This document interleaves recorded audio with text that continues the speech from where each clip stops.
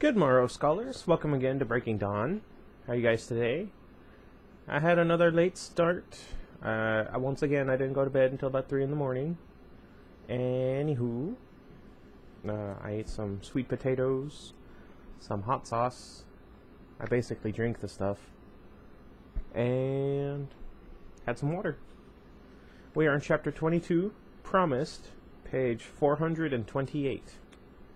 Thinking of Renesmee brought her to that center stage place in my strange, new, and roomy but distractible mind. So many questions. Tell me about her, I insisted as he took my hand. Being linked barely slowed us. Oh, okay. She's like nothing else in the world, he told me. And the sound of an almost religious devotion was there again in his voice. I felt a sharp pang of jealousy over this stranger. He knew her, and I did not. It wasn't fair. How much is she like you? How much like me? Or like I was, anyway. It seems a fairly even divide. She was warm-blooded, I remembered. Yes, she has a heartbeat, though it runs a little bit faster than a human's. Her temperature is a bit hotter than usual, too. She sleeps. Really? Quite well for a newborn. The only parents in the world who don't need sleep, and our child already sleeps through the night, he chuckled. Wish fulfillment right there. Anyway. I liked the way he said our child. The words made her more real. She has exactly your color eyes, so that didn't get lost after all. He smiled at me. They're so beautiful. And the vampire parts? I asked. Her skin seems about as impenetrable as ours. Not that anyone would dream of testing that. Not gonna say anything. I blinked at him, a little shocked. Of course no one would, he reassured me again. Her diet, well, she prefers to drink blood. Carlyle continues to try to persuade her to drink some baby formula, too, but she doesn't have much patience with it. Can't say that I blame her. Nasty-smelling stuff, even for human food. I gaped openly at him now. He made it sound like they were having conversations. Persuade her? She's intelligent. Shockingly so, and progressing at an immense pace. Though she doesn't speak yet, she communicates quite effectively. Doesn't speak yet? He slowed our pace further, letting me absorb this. What do you mean she communicates effectively? I demanded. I think it will be easier for you to see for yourself. It's rather difficult to describe. I considered that. I knew there was a lot that I needed to see for myself before it would be real. I wasn't sure how much more I was ready for, so I changed the subject. Why is Jacob still there? I asked. How can he stand it? Why should he? My ringing voice trembled a little. Why should he have to suffer more? Jacob isn't suffering, he said in a strange new tone, though I might be willing to change his condition, Edward added through his teeth. My ear! Edward, I hissed, yanking him to a stop and feeling a little thrill of smugness that I was able to do it. How can you say that? Jacob has given up everything to protect us. What I've put him through. I cringed at the dim memory of shame and guilt. It seemed odd now that I needed him so much then. That sense of absence without him near had vanished. It must have been a human weakness. You'll see exactly how I can say that, Edward muttered. I promised him that I would let him explain, but I doubt you'll see it much differently than I do. Of course, I'm often wrong about your thoughts, aren't I? He pursed his lips and eyed me. Explain what? Edward shook his head. I promised, though I don't know if I really owe him anything at all anymore. His teeth ground together. Edward, I don't understand. Frustration and indignation took over my head. He stroked my cheek and then smiled gently when my face smoothed out in response, desire momentarily overruling annoyance. It's harder than you make it look. I know, I remember. I don't like feeling confused. I know, and so let's get you home so that you can see it all for yourself. His eyes ran over the remains of my dress as he spoke of going home, and he frowned. After a half-second of thought, he unbuttoned his white shirt and held it out for me to put my arms through. That bad? He grinned. I slipped my arms into his sleeves and then buttoned it swiftly over my ragged bodice. Of course, that left him without a shirt, and it was impossible not to find that distracting. "I'll race you," I said, and then cautioned, "Not throwing the game this time." Or, no throwing the game this time, sorry. He dropped my hand and grinned. "On your mark." Finding my way to my new home was simpler than walking down Charlie's Street to my old one. Our scent left a clear and easy trail to follow, even running as fast as I could. Edward had beat me till we hit the river. I took a chance and made my leap early, using my extra strength to win. My ear itches. "Ha!" I exulted when I heard my feet touch the grass first. Listening for his landing, I heard something I did not expect. Something loud and much too close. A thudding heart. Edward was beside me in the same second, his hands clamped down hard on the tops of my arms. "Don't breathe," he cautioned me urgently. I tried not to panic as I froze mid-breath. My eyes were the only thing that moved, wheeling instinctively to find the source of the sound. Jacob stood at the line where the forest touched the Cullens' lawn, his arms folded across his body, his jaw clenched tight. Invisible in the woods behind him, I heard now 2 larger hearts, and the faint crush of bracken under the huge pacing paws.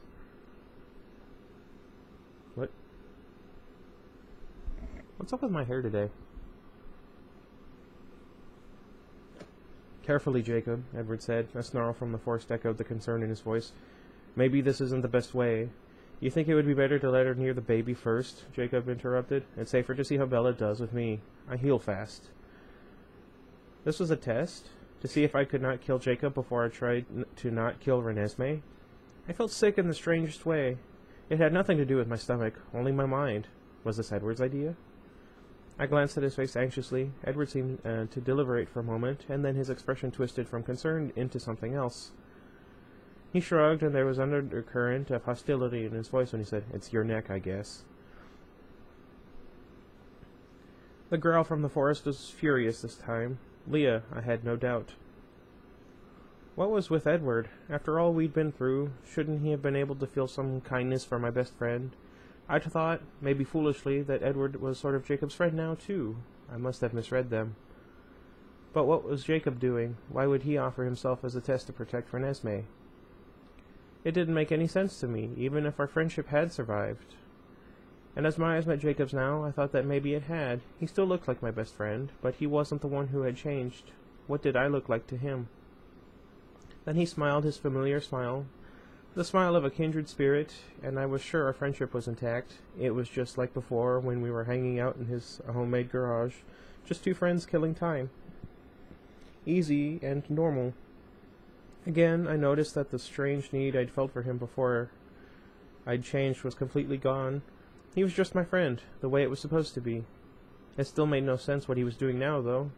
Was he really so selfless that he would try to protect me, with his own life, from doing something in an uncontrolled split second that I would regret in agony forever? That went way beyond simply tolerating what I had become, or miraculously managing to stay my friend. Jacob was one of the best people I knew, but this seemed like too much to accept from anyone. His grin widened, and he shuddered silently. "I gotta say it, Bells, you're a freak show." I grinned back, falling easily into the old pattern. This was a side of him I understood. Edward growled, "Watch yourself, mongrel." The wind blew from behind me, and I quickly filled my lungs with the safe air so I could speak. No, he's right. The eyes are really something, aren't they? Super creepy, but it's not as bad as I thought it would be. Gee, thanks for the amazing compliment. He rolled his eyes. You know what I mean. You still look like you, sort of. Maybe it's not the look so much as, you are Bella. I didn't think it would feel like you were still here. He smiled at me again without a trace of bitterness or resentment anywhere on his face. Then he chuckled and said, "Anyway, I guess I'll get used to the eyes soon enough." "You will?" I asked, confused. It was wonderful that we were still friends, but it wasn't like we'd be spending much time together. The strangest look crossed his face, erasing the smile. It was almost guilty. Then his eyes shifted to Edward. "Thanks," he said. "I didn't know if you'd be able to keep it from her, promise or not. Usually you just give her everything she wants." "Maybe I'm hoping she'll get irritated and rip your head off," Edward suggested. Jacob snorted. What's going on? Are you two keeping secrets from me? I demanded, incredulous. I'll explain later. Ouch, Jacob said self-consciously, like he didn't really plan on it. Then he changed the subject. First, let's get the show on the road. His grin was a challenge now as he started slowly forward. There was a whine of protest behind him, and then Leah's grey body slid out of the trees behind him. The taller, sandy-colored Seth was right behind her. Cool it, guys, Jacob said. Stay out of this.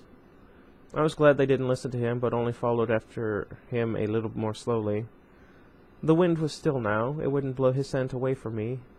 He got close enough that I could feel the heat of his body in the air between us. My throat burned in response. Come on, Bells, do your worst. Leah hissed. I didn't want to breathe. It wasn't right to take such dangerous advantage of Jacob, no matter if he was the one offering. What? But I couldn't get away from the logic. How else could I be sure that I wouldn't hurt Renesmee? I'm getting older here, Bella, Jacob taunted. Okay, not technically, but you get the idea. Go on, take a whiff. Hold on to me, I said to Edward, cringing back into his chest. What? Why did I struggle? His hands tightened on my arms. I locked my muscles in place, hoping I could keep them frozen. I resolved that I would do at least as well as I had on the hunt. Worst case scenario, I would stop breathing and run for it. Nervously, I took a tiny breath in through my nose, braced for anything. It hurt a little, but my throat was already burning dully anyway. Jacob didn't smell that much more human than the mountain lion. There was an animal edge to his blood that instantly repelled, though the loud, wet sound of his heart was appealing. The scent that went with it made my nose wrinkle. It was actually easier with the smell to temper my reaction to the sound and heat of his pulsing blood. I took another breath and relaxed. I can see what everyone's been going on about. You stink, Jacob. Edward burst into laughter. His hands slipped from my shoulders to wrap around my waist. Seth barked a low chortle in harmony with Edward. He came a little closer while Leah retreated several paces, and then I was aware of another audience when I heard Emmett's low, distinct guffaw, muffled a little by the glass wall between us. Look who's talking, Jacob said, theatrically plugging his nose. His face didn't pucker at all while Edward embraced me, not even when Edward composed himself and whispered, I love you, in my ear. Jacob just kept grinning. This made me feel hopeful that things were going to be right between us, the way they hadn't been for so long now. Maybe now I could truly be his friend, since I disgusted him enough physically that he couldn't love me the same way as before. Maybe that was all that was needed.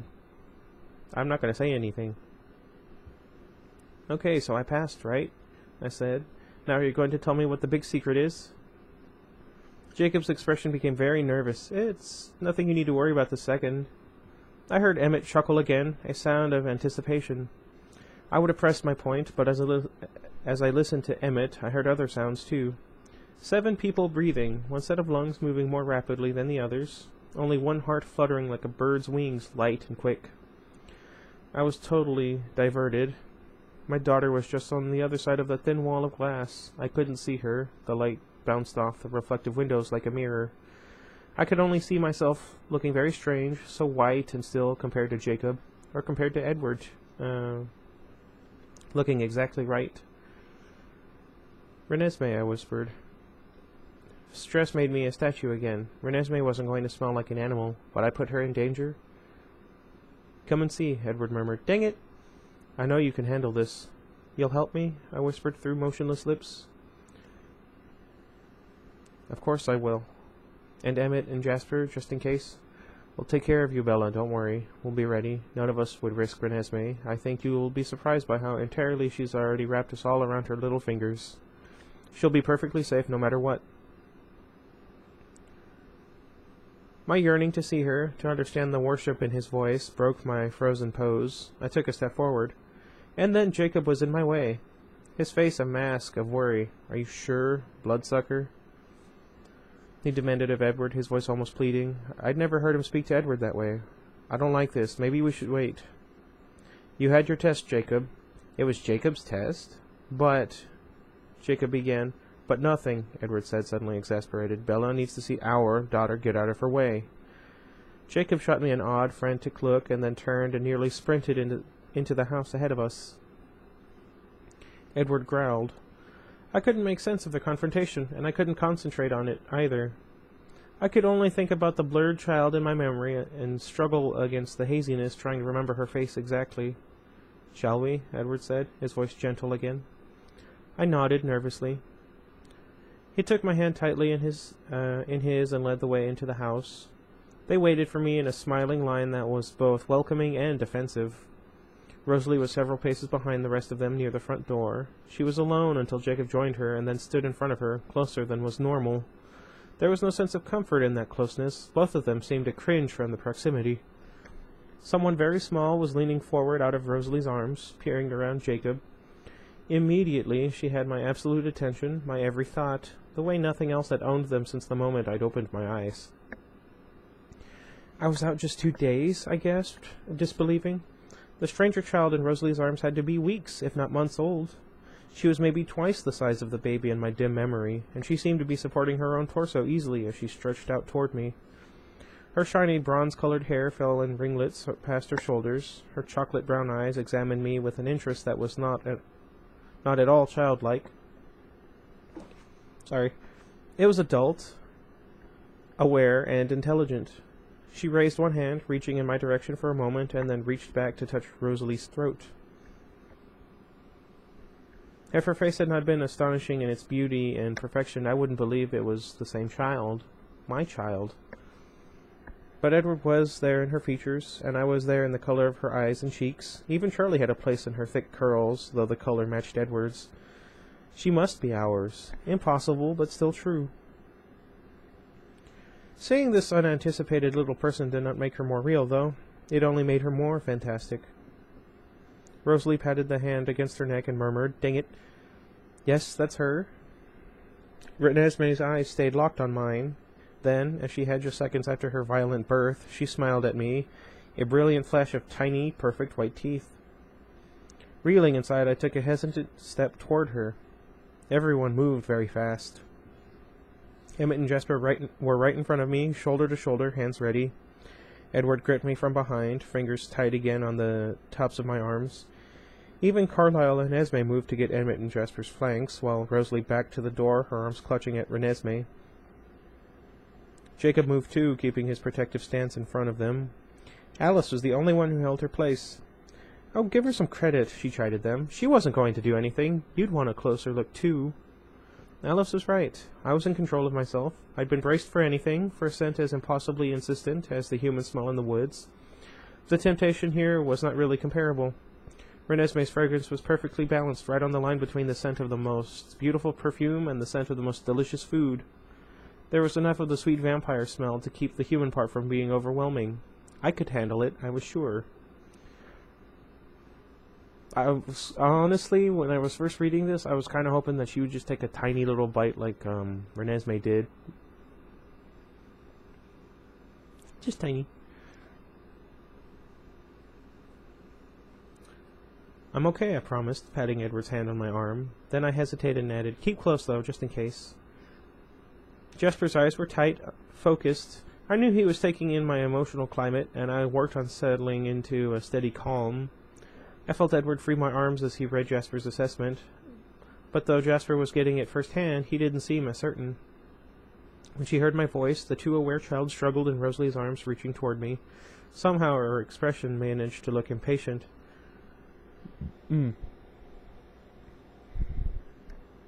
Ouch. "Jazz, Em, let us through. Bella's got this." "Edward, the risk," Jasper said. "Minimal. Listen, Jasper. On the hunt, she caught the scent of some hikers who were in the wrong place at the wrong time." I heard Carlyle suck in a shocked breath. Esme's face was suddenly full of concern, mingled with compassion. Jasper's eyes widened, but he nodded just a tiny bit, as if Edward's words answered some question in his head. Jacob's mouth screwed up into a disgusted grimace. Emmett shrugged. Rosalie seemed even less concerned than Emmett as she tried to hold on to the struggling child in her arms. Alice's expression told me she was not fooled. Her narrowed eyes, focused with burning intensity on my borrowed shirt, seemed more worried about what I'd done to my dress than anything else. "Edward," Carlyle chastened, "how could you be so irresponsible?" "I know, Carlyle, I know. I was just plain stupid. I should have taken the time to make sure we were in a safe zone before I set her loose." Edward, I mumbled, embarrassed by the way they stared at me. It was like they were trying to see a brighter red in my eyes. Weh.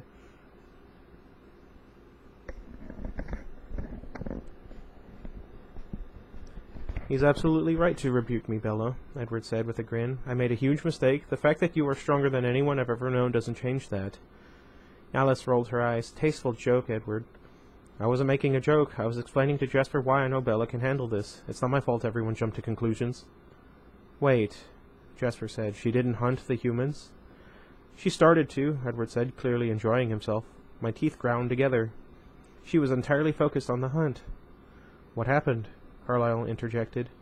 His eyes were suddenly bright, an amazed smile beginning to form on his face. It reminded me of before, when he'd wanted the details on my transformation experience, the thrill of new information. Edward leaned toward him, animated. She heard me behind her and reacted defensively. As soon as my pursuit broke into her concentration, she snapped right out of it. I've never seen anything equal to her. She realized at once what was happening, and then she held her breath and ran away. Whoa, Emmett murmured. Dang it. Seriously? He's not telling it right, I muttered, more embarrassed than before. He left out the part where I growled at him. Did you get in a couple of good swipes? Emmett asked eagerly. No, of course not. No, not really. You didn't attack him? Emmett, I protested. Oh, what a waste. Emmett groaned. And here you're probably the one person who could take him, since he can't get in your head to cheat. And you had a perfect excuse, too. He sighed. I've been dying to see how he'd do without that advantage. I glared at him frostily. I would never. Jasper's frown caught my attention. He seemed even more disturbed than before. Edward touched his fist lightly to Jasper's shoulder in a mock punch. Mock punch is a Pokemon move. Anyway. You see what I mean? It's not natural, Jasper muttered. She could have turned on you. She's only hours old. Oh. That was Esme, sorry. Putting her hand against her heart. Oh, we should have gone with you. I wasn't paying so much attention now that Edward was past the punchline of his joke. I was staring at the gorgeous child by the door, who was still staring at me. Her little dimpled hands reached out toward me like she knew exactly who I was. Automatically, my hand lifted to mimic hers.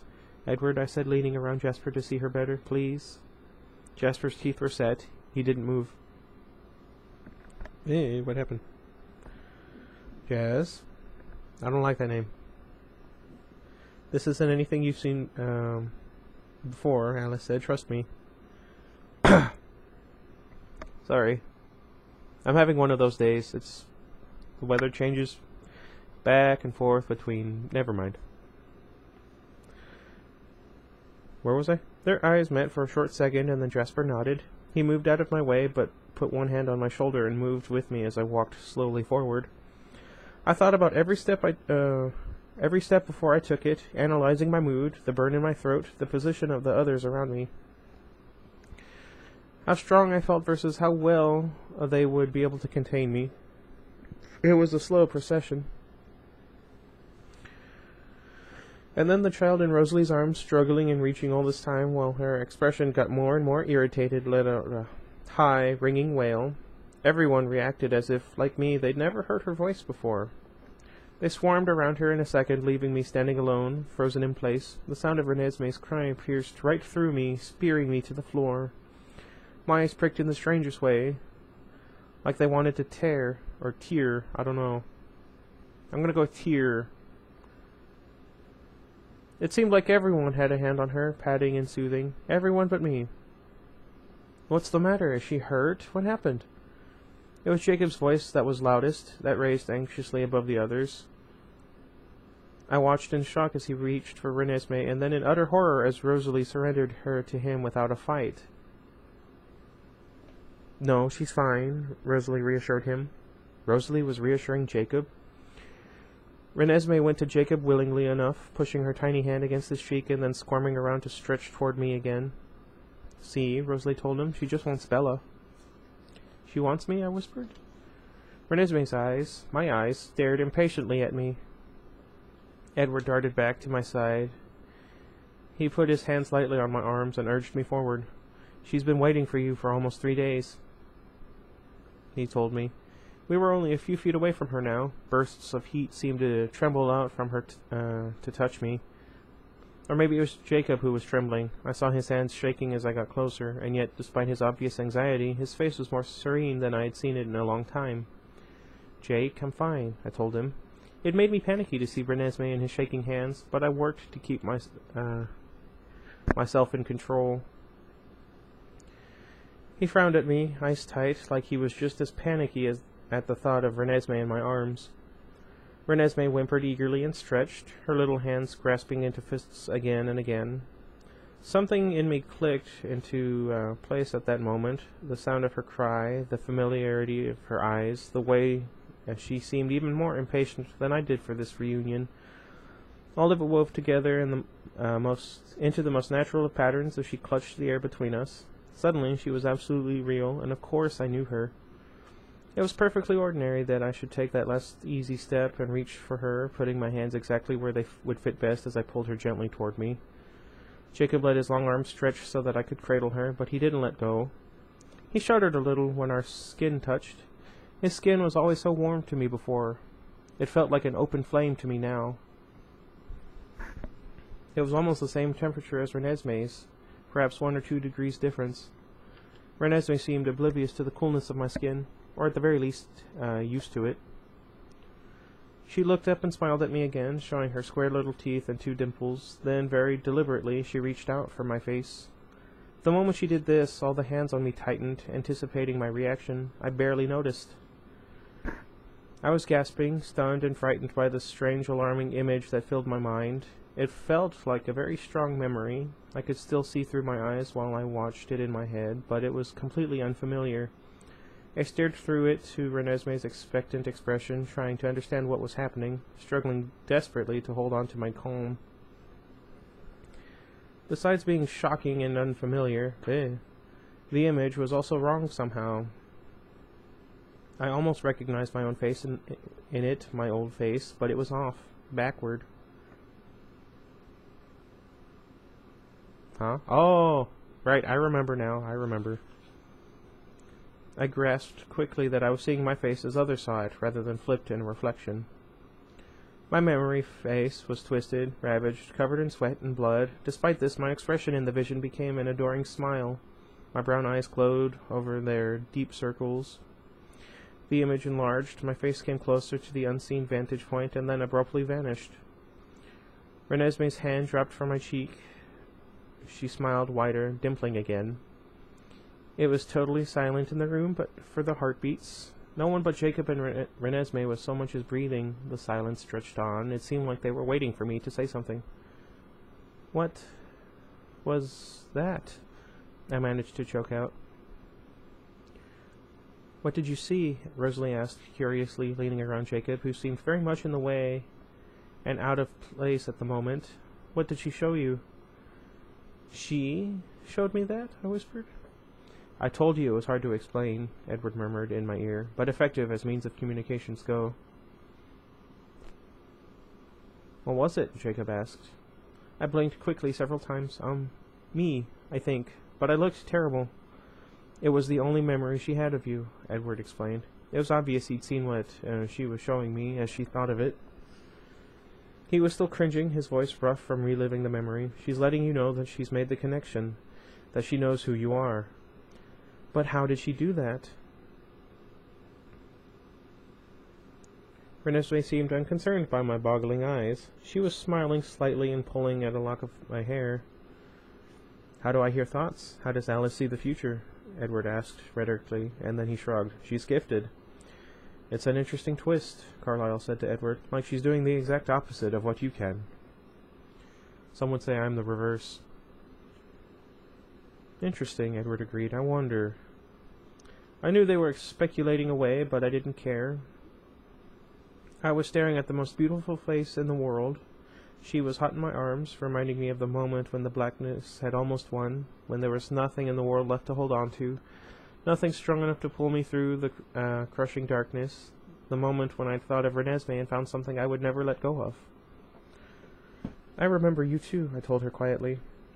She seemed very natural to lean in and press my lips to her forehead. Or, it seemed, sorry. She smelled wonderful. The scent of her skin set my throat burning, but it was easy to ignore. It didn't strip the joy from the moment.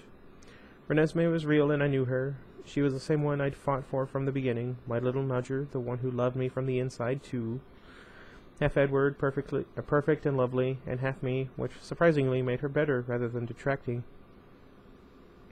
I'd been right all along. She was worth the fight.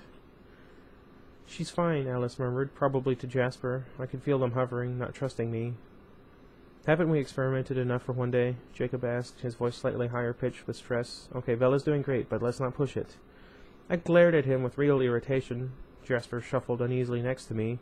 We were all crowded so close that every tiny movement seemed very big. What is your problem, Jacob? I demanded. I tugged lightly against his hold on Renesmee, and he just stepped closer to me. He was pressed right up to me, Renesmee touching both of our chests.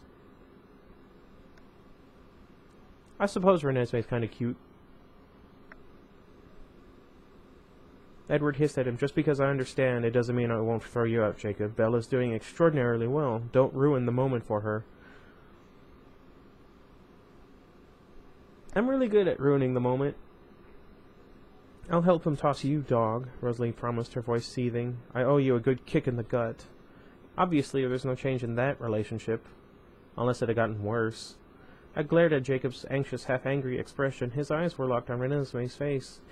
With everyone pressed together, he had to be touching at least 6 different vampires at the moment, and it didn't even seem to bug him. Would he really go through all of this just to protect me from myself? What could have happened during my transformation, my alteration into something he hated, that would soften him so much toward the reason for its necessity? I puzzled over it, watching him stare at my daughter, staring her at like he was a blind man seeing the sun for the very first time.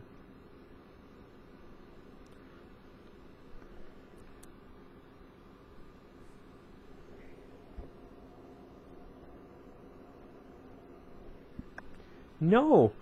I gasped. Jasper's teeth came together, and Edward's arms wrapped around my chest like constricting boas. Jacob had Renesmee out of my arms in the same second, and I did not try to hold on to her, because I felt it coming, the snap that they'd all been waiting for. Rose, I said, through my teeth, very slowly and precisely, take Renesmee. Rosalie held her hands out, and Jacob handed my daughter to her at once. Both of them backed away from me. Edward, I don't want to hurt you, so please let go of me. He hesitated. Go stand in front of Renesmee, I suggested. He deliberated and then let me go. I leaned into my hunting crouch and took 2 slow steps forward toward Jacob. You didn't, I snarled at him. He backed away, palms up, trying to reason with me. You know it's not something I can control. You stupid mutt, how could you? My baby! He backed out the front door now as I stalked him, half running backward down the stairs. It wasn't my idea, Bella. I've held her all of one time, and you already think you have some moronic, wolfy claim on her? She's mine. I can share, he said pleadingly, as he retreated across the lawn. Pay up, I heard Emmett say behind me. A small part of my brain wondered who had bet against this outcome. I didn't waste much attention on it. I was too furious. How dare you imprint on my baby? Have you lost your mind? It was involuntary, he insisted, backing into the trees. Then he wasn't alone. The 2 huge wolves reappeared, flanking him on either side. Leah snapped at me. A fearsome snarl ripped through my teeth back at her. Sorry. The sound disturbed me, but not enough to stop my advance. Bella, would you try to listen for just a second, please? Jacob begged. Leah, back off, he added. I feel like right here, she should have gone for... she should have attacked Jacob, and Seth should have intercepted it, and she hurt Seth really badly. Just because I feel like, it would have made more sense. Anyway.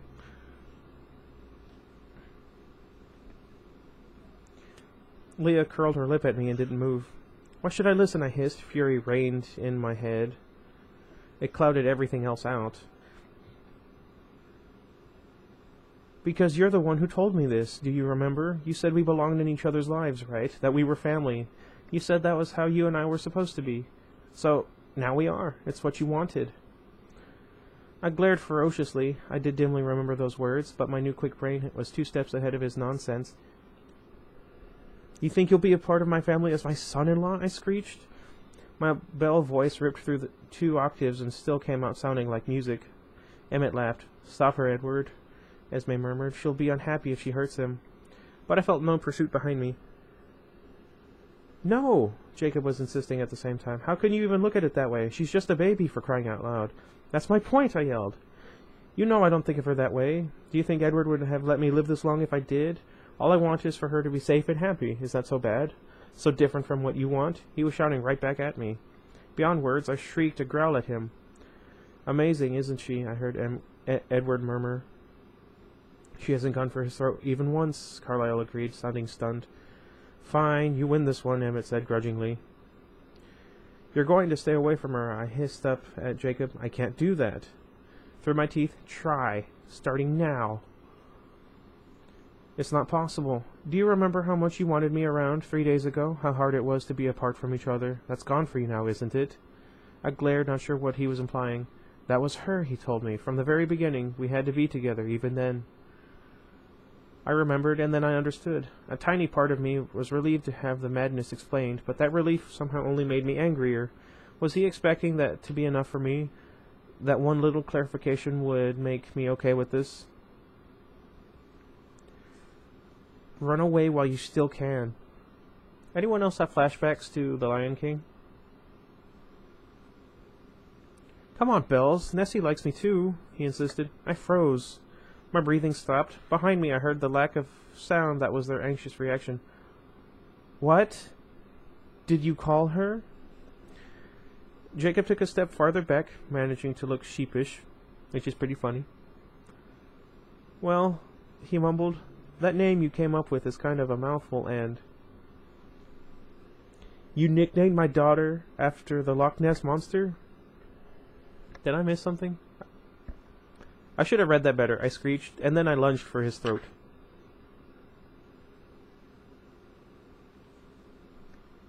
Oh well. Huh. That chapter went by a little bit quicker than I thought it was gonna. But it's longer than I wished it would be. Well, that was pretty fun, all things considered. I say a lot. I don't know. Well, before it gets to be 38 minutes long, thank you guys for watching. I might have another chapter up today. I haven't decided. I'm going to see if Ryan wants to have another collaboration. Maybe we'll play a different game. But until next time, goodbye, everybody. Oh no, I'm not going to make it